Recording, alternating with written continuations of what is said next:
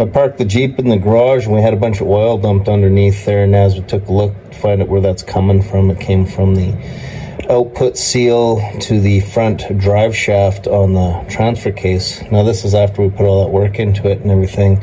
And so we take that front drive shaft off, we take the yoke off, and we get a look in here, and you can see where that seal is damaged in there.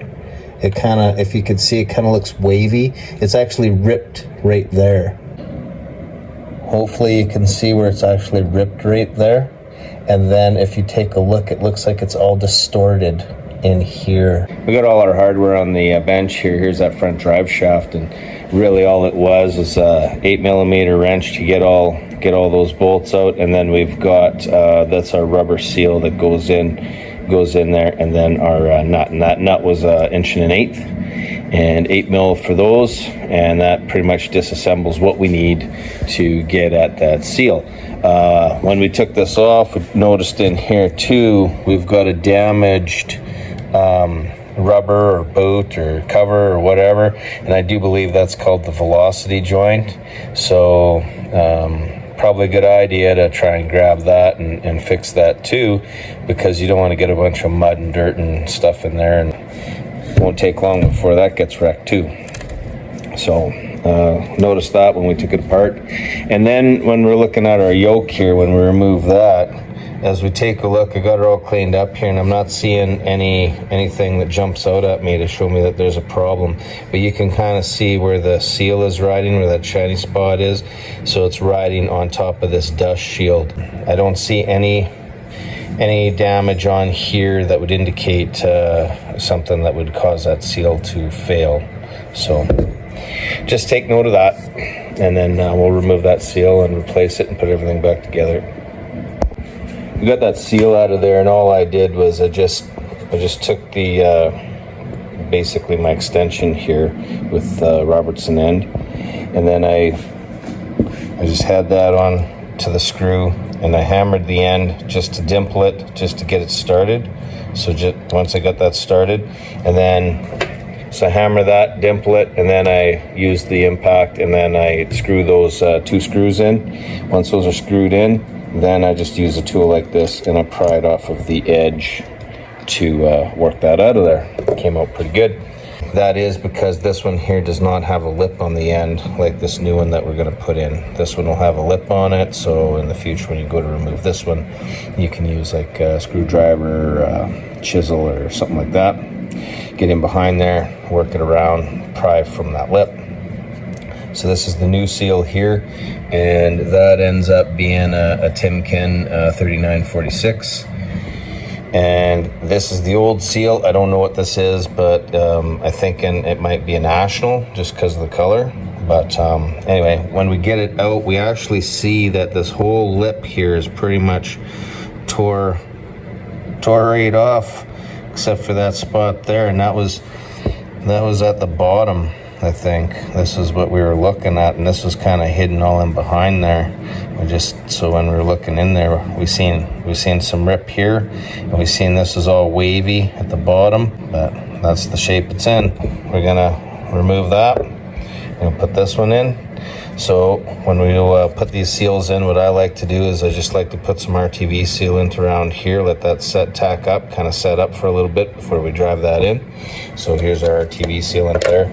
And then I'm just gonna grab, like I found some stuff laying around the shop here.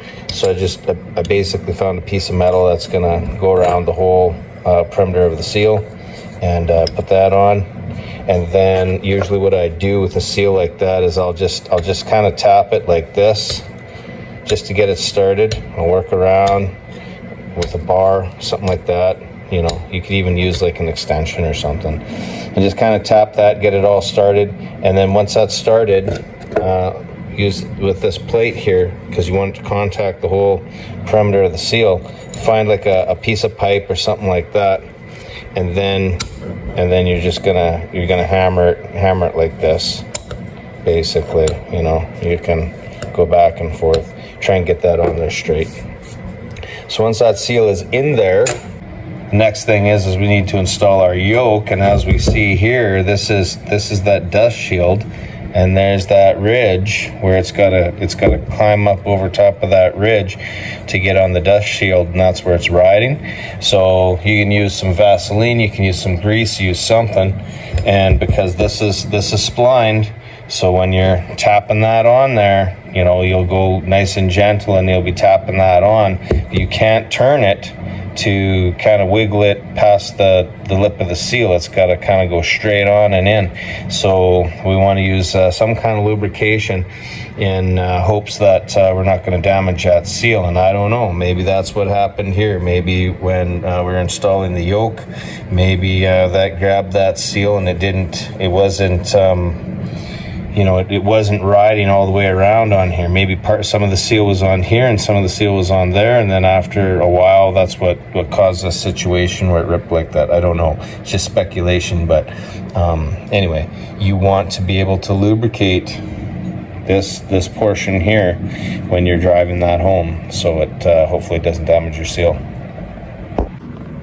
Just finished installing that seal, and again, what I did was I just take this bar and I kind of put it on either side, and I just slowly tack that in. So just kind of hammer that into place, seat that down. We've got our RTV sealant around the outside, so it'll help seal that too. I've got Vaseline on the yoke, and then I'm going to slowly insert that in, hopefully not damaging that seal. And then the last thing is going to be, there's going to be like a rubber gasket that goes here behind the nut once you tighten this down.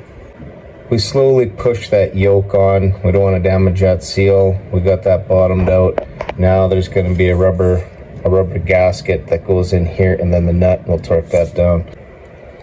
So we got that nut torqued on. There's a rubber gasket that goes in there.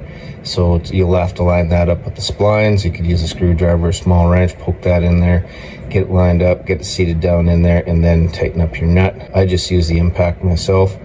And now we're ready for that front drive shaft. But as I said before, I'm gonna see if I can get a velocity joint for it before I install it, if I can get one in time.